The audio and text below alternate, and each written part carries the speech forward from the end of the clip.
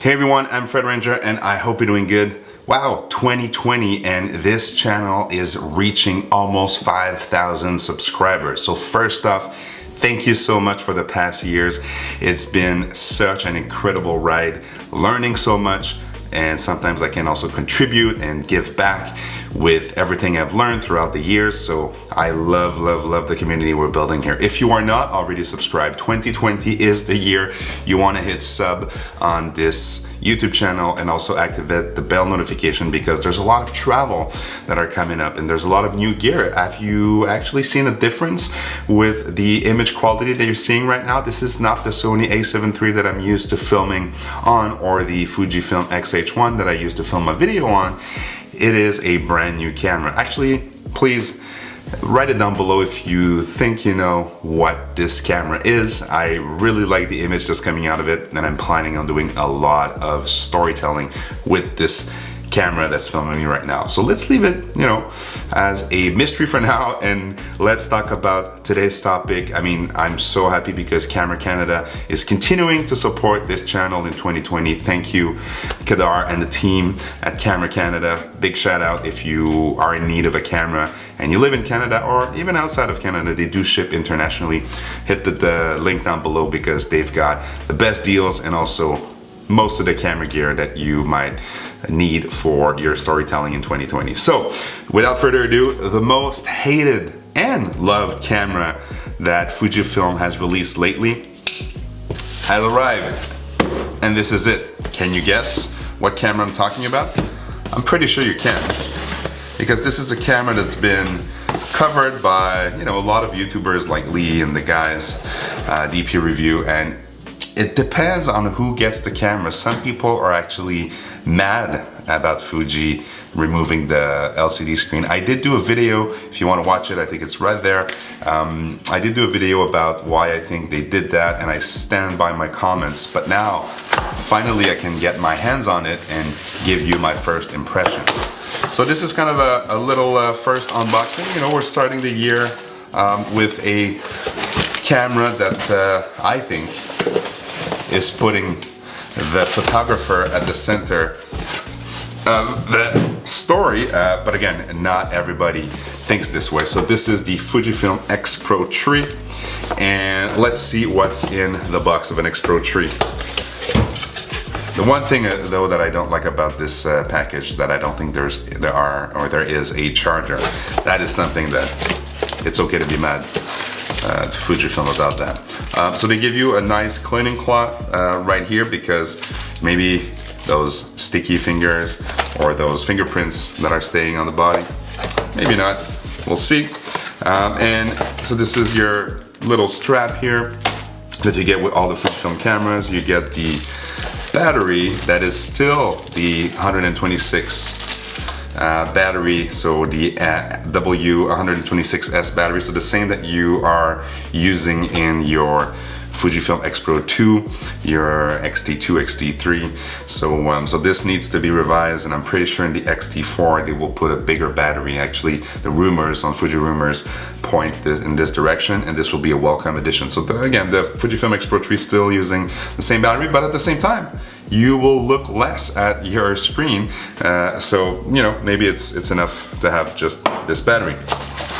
And here it is, guys. This is the camera that's generating the most stock right now in the market, and this is your Fujifilm X-Pro 3. I'm gonna put some B-roll so you can actually see it in all of its glory.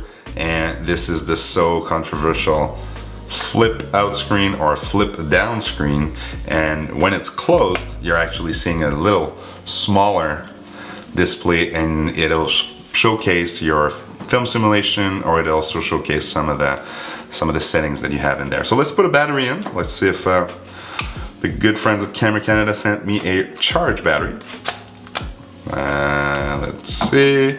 Yeah, and it is charged. So you know what? Why don't we put a 35mm, because I feel that this is a camera, and I remember with my X-Pro 2, this is a camera that screams for prime lens, and I think this is where you'll find the best fit. Oh, it feels nice, it feels nice. So this is the 35mm f2. And this is how it looks like when you have it mounted on the X-Pro 3. I feel like the X-Pro 3 is actually, it has a better grip than the X-Pro 2. I was an X-Pro 2 owner, and I feel that it's really a good material here. This is the black version, so it won't do the greasy fingers like the other ones. The dials feel very well. They feel sturdy. I mean, this is the third version of the FUJIFILM X-Pro series, so they've nailed it down to a pretty much perfect camera. This is the back. This is the infamous back of the screen where, you know, you get your film simulation. And again, I want to talk about this because I think that this is a very bold move from Fujifilm, and I really appreciate the fact that they're putting, you know, the photographer back at the center, or the photography experience. So, you know, when you're shooting and you're chimping every single second, this is not helping your creativity. And again, I understand that if you want to do it, you can just turn the screen off on your other cameras, but this is not just allowing you to do it, it's actually suggesting that you should step back, you should slow down, you should really focus on your composition here. So I can imagine some people using the OVF and not even the EVF on this camera, and without the screen, it is this, you know, the closest thing you'll get to shooting with a film camera. Feels really good in the hand. This is a camera that you could bring on your travels anywhere. It won't take a lot of space, especially when you pair it with a little, you know, prime lens like the 35 or the 23. I would see this being glued to my 35mm because this is a focal length that I really like. It allows you to separate the background a bit. And with this 26 megapixel, this is the same sensor that's in the X-Pro, or sorry, the XT3. So same image quality, same ability to shoot in low light without too much grain. Again, this this a gimmick? Is this something that will entice people to shoot more? We'll find out. I mean, I will shoot this camera for the next couple weeks and I will report back. This was just to show you this beautiful X-Pro 3. Actually, I'm looking at it and this is a beautiful camera. Really like the design.